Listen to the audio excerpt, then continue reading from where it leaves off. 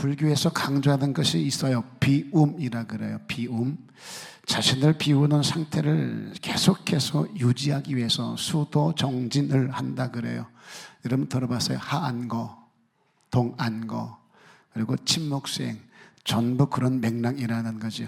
그러다 보니 득도한 스님들을 보면 너무 근사해요. 제가 가끔 유튜브 보다 보면 법륜스님이 나와요. 그래서 즉흥해서 질문 받고 인생의 여러 가지 문제에 답을 주던데 너무 근사한 거예요. 어떤 문제 앞에서도 초연한 모습 보입니다. 그런데 이 비움과 다르지 않은 것이 우리에게도 있습니다. 버림이에요. 버림. 본문에 자기를 부인하고 자기 생각을 버리라는 거죠. 자기 중심적인 태도요. 모든 게 자기 위주로 돌아가야만 돼. 그래야 돼. 내 생각대로 돼야 되고, 내 경험대로 돼야 되고, 내 계획대로 돼야 되고, 내 아는 대로 돼야 돼. 그걸 버릴 수 있어야 된다는 거예요. 그런데 우리는 이 버림에서 끝나지 않습니다. 그 버림 후에 또 하나가 있어요. 짊어질 것이 있다는 거죠.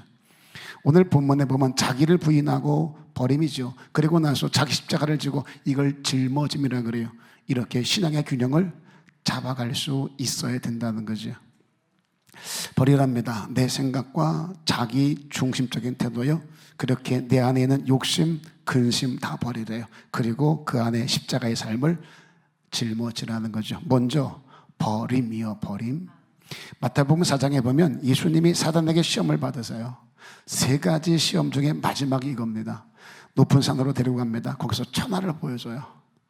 그러더니 예수님에게 야 내게 엎드려 경배. 그러면 이 천하 만국의 영광을 나 다 너에게 줄게.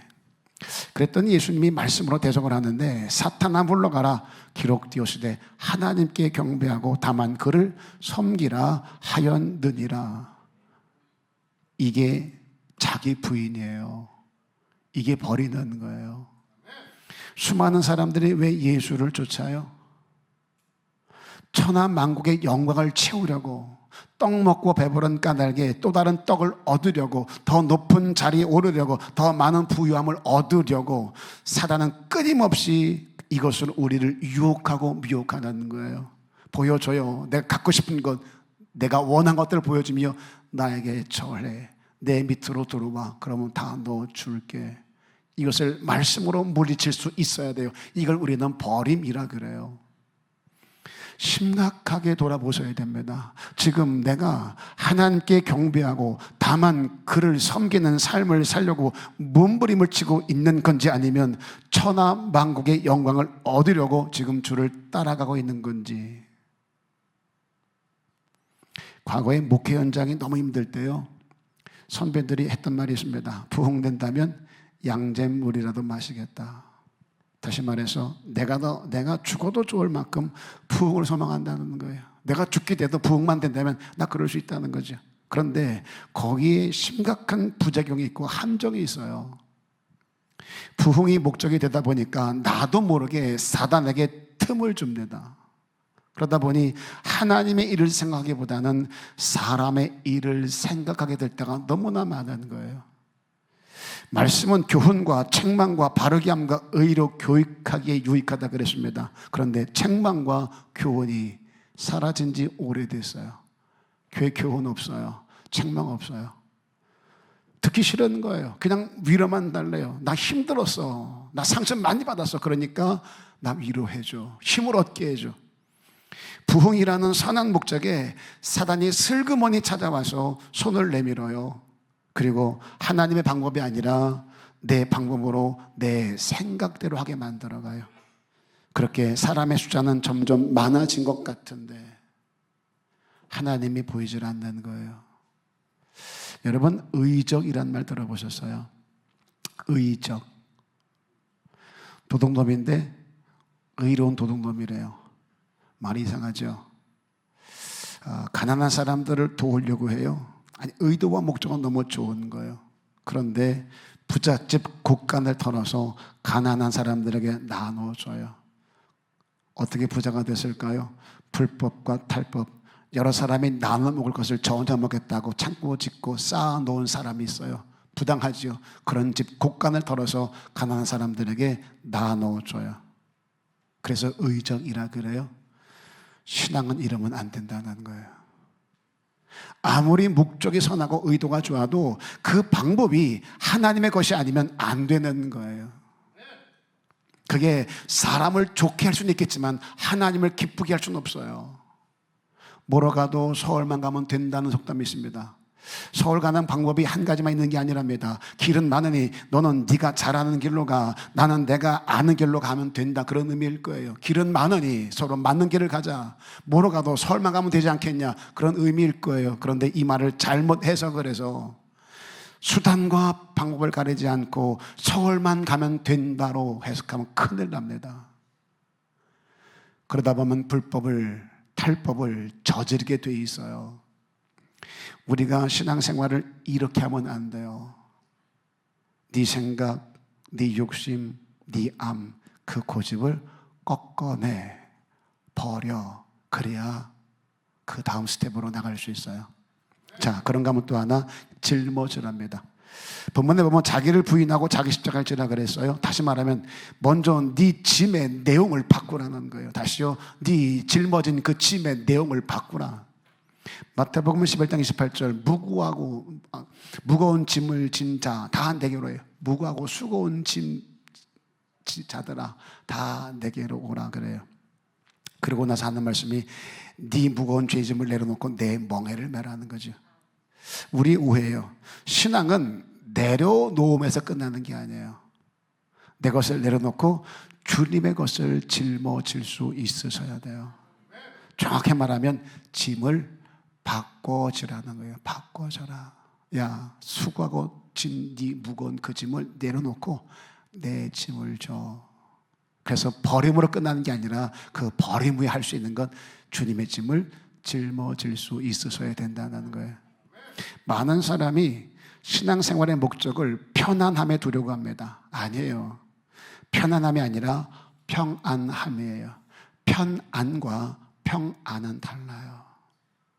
신앙생활을 제대로 하려다 보면 상당히 불편해집니다. 엄청 불편해집니다. 말씀이 내 삶 현장에서 작동되는 증거가 바로 이거예요. 불편함이요. 그런데 자꾸 편안함을 추구하다 보니 신앙이 병들 확률이 굉장히 높아지는 거예요. 세상과 구별이 되질 않습니다. 세상 사람들은 자꾸 편안한 삶을 추구한다는 말. 그러니 불법, 탈법 괜찮아요. 내가 편안하면 되니까. 그런데 신앙은 달라요. 편안이 아니라 평안에 있는 거예요. 내가 좀 불편해도, 내가 좀 힘들어도, 내가 좀 손해보고 억울해도 이 안이 평안하면 되는 거거든요. 그런데 몸뚱아리는 편안해. 많은 걸 쌓아놓아서 이 안이 불안해. 병든 거예요. 예수님이 언제 내가 너에게 편안을 주리란 적이 있어요? 아니요, 착각입니다. 예수 안에서 하나님의 평강이 너희 마음과 생각을 지키리. 하늘의 어떤 다른 복을 말하는 게 아니라 하나님의 평강이 네 마음과 생각을 지킨다 그랬어요. 이게 복이에요. 우리가 추구해야 될 복이 여기 있는 거예요. 마태복음 5장에서 이렇게 말합니다. 내 이름을 위하여 핍박을 받는답니다. 힘들죠, 주의 이름으로 핍박받는 거. 근데 그게 복이래요. 사람들에게 멸시를 당한답니다. 누구 때문에? 예수 때문에. 억울하죠, 분하죠. 그런데 그게 복이랍니다. 너 그렇게 하면 내가 뭘 줄게가 아니라 그것 자체가 복이라고 얘기를 해요. 우리 육신은요, 비록 삶에서 수많은 힘듦을 지나지만 그러나 그럼에도 불구하고 우리 마음에는 하나님의 평강이 넘치게 만들어 주겠대요. 내가 네 직업을 지켜줄게, 네 출세를 보장해 줄게. 아니요, 네 마음과 생각을 지켜줄게. 아무것도 염려하지 마. 믿음으로 간구해. 그러면 하나님의 평강이 네 마음과 생각을 지켜준다. 잠언에서도 이렇게 말하잖아요. 무릇 지킬 만한 것보다 네 마음을 지키라. 네 직장 지켜라, 네 성공 지켜라, 네 가진 것 지켜라 말하지 않습니다. 네 마음을 지켜라.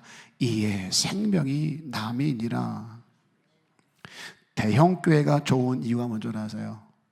물론 목사님의 설교가 좋고 모여있는 사람들이 근사하죠. 근데 진짜 이유, 대형교회로 사람이 몰리는 이유가 뭔지 아세요? 숨기 좋아서 그래요. 숨기 좋아서. 숨을 때가 너무나 많아요. 티가 안 나요. 봉사하지 않는다고 말 안 합니다. 교회에 빠졌다고 말하지 않습니다. 편안합니다. 불편이 전혀 없습니다. 그래서 교회가 대형화가 되면 될수록 위험한 거예요. 한 나라의 종교가 타락해가는 증거가 뭔 줄 아세요? 쏠림 현상이에요. 대형화예요. 대형화. 절이 크게 생겨보세요. 타락했다는 증거예요. 교회에 큰 교회가 많다, 메가처치가 많아진다, 타락했다는 증거예요. 기독교 역사를 보게 되면은요, 타락의 정점에는요, 강단의 화려함이 있었어요. 강단의 화려함. 이 강단이 화려해질수록 타락이 심해졌습니다. 이건 기독교의 역사가 증명하는 거예요. 한국교회, 대형교회, 메가처치가 있다, 이거 자랑할 거 아니에요. 그만큼 많이 썩었다는 얘기고 많이 부패해간다는 얘기예요. 우리도 경제에도 말하잖아요. 골목상권에 살아야 나라가 산다고요. 골목상권 다 죽어보세요. 쫄림 현상 있어 보세요. 대형마트, 대형화돼 보세요. 다 죽어요. 못 살아요. 편안함을 추구하지 마세요. 불편하더라도 내가 있어야 될 자리에 있으므로 아버지가 주는 평안함을 추구하는 저와 여러분 됐으면 좋겠어요. 내 짐을 내려놓은 건 잘하는 거예요. 그런데 아무 짐도 지지를 않아서 편하고 그래서 행복하고 그래서 즐겁고, 아니요, 착각이에요. 그거 병들었다는 증거예요. 주님의 이름을 위해 손해를 보고 억울함을 당하고 불이익을 당하고 그래도 주 안에서 모든 것을 할 수 있느니라, 이 고백으로 넉넉히 견디고 찬양하는 저와 여러분 될 수 있기를 주의 이름으로 부탁을 드립니다. 그게 진짜 복인 거예요. 그리고 나서 다 버렸어요, 짊어졌어요. 그리고 이제는 함께 가는 거예요. 함께 가는 거, 동행이라 그러죠. 24절, 자기를 부인하고 버렸습니다. 자기 십자가를 지고 짊어졌습니다. 그리고 난 후에 할 일이 있답니다. 나를 따를 것이니라. 그냥 따라갈 수가 없어요. 주를 만났다고 되는 게 아니라 주를 만난 자는 버려야 되고 새로운 짐을 짊어져야 되고 그리고 함께 갈 수 있는 거예요. 고린도전서 3장 6절에 바울이 이렇게 말합니다. 난 심었답니다. 아볼로는 물 줬답니다. 그러나 자라게 하는 이는 하나님이래요. 그러면서 9절에 가서 우리는 하나님의 동역자들이라고 얘기를 해요. 자라게 하는 건 내가 할게, 심고 물 주는 건 니들이 해. 같이 하자는 거죠. 이게 전 감격이에요. 혼자 할 수 있는 그분께서 혼자 하지 아니하고 나 같은 것을 부르시고 더 좋은 인재 많음에도 불구하고 다 제쳐놓고 나 아니면 안 될 것처럼 이건 너랑 했으면 좋겠다 찾아와 좀 맡겨주심, 전 이게 너무 행복해요. 너무 감사한 거예요. 거둘까 봐 염려해요. 첫사랑 회복해라, 안 그러면 촛대 옮긴다. 전 이게 제일 두려워요. 네 십자가를 지래요, 다만 네 목만 감당하라는 거예요. 주님이 언제 야 내 십자가 너도 져라 하신 적이 있던가요? 아니요. 그 무거운 십자가는 주님이 지셨어요. 예배는 네가 해라, 은혜는 내가 줄게, 기도는 네가 해라, 응답은 내가 줄게, 일은 네가 해, 수고는 네가 해라, 그 싹은 내가 줄게. 너는 네 십자가만 줘. 그리고 함께 가자. 그렇게 내가 져야 될 십자가를 짊어지고 내 가정과 교회에서 옮겨야 될 돌이 있다면 그건 내가 한번 옮겨보자는 거예요. 그러면 나사로를 살린 주님께서 내게 찾아와 내게 필요한 것들을 다 채워 주실 줄로 믿습니다. 고린도후서 10장 4절에 우리의 싸우는 무기는 육신에 속한 것이 아니랍니다. 어떤 견고한 진도 무너뜨리는 하나님의 능력이라고 얘기를 해요. 우리에게 강력한 무기가 있답니다. 어떠한 견고한 진도 무너뜨릴 힘이 있답니다. 하나님의 능력이래요. 그걸 이미 우리에게 주셨대요. 모세가 바로의 공주의 아들짜리 애굽의 모든 보화를 버렸답니다. 왜요? 거기에는 하나님이 계시지 않으니까. 대신 하나님 백성과 함께 고난받는 자리를 더 즐거워했답니다. 그 힘든 자리, 고난의 자리를 더 즐거워했대요. 왜? 거기 하나님이 함께 하시니까. 모세의 기준은 다른 거 아니에요. 하나님이 함께 하는 곳이냐 아니냐, 이게 기준이었어요. 우리도 그랬으면 좋겠어요. 아무리 좋은 것이랄지라도 아버지가 계시지 않냐면 아니, 할 수 있어야 됩니다. 아무리 힘들고 어렵다 할지라도 하나님 거기 계시다면 아멘, 할 수 있어야 돼요. 나를 버리고 십자가 짊어지고 주를 따름이 쉽지 않아요. 그럼에도 그 길을 갈 수 있는 이유요, 거기에 주님이 나와 함께 하시니까. 이것밖에 없어요.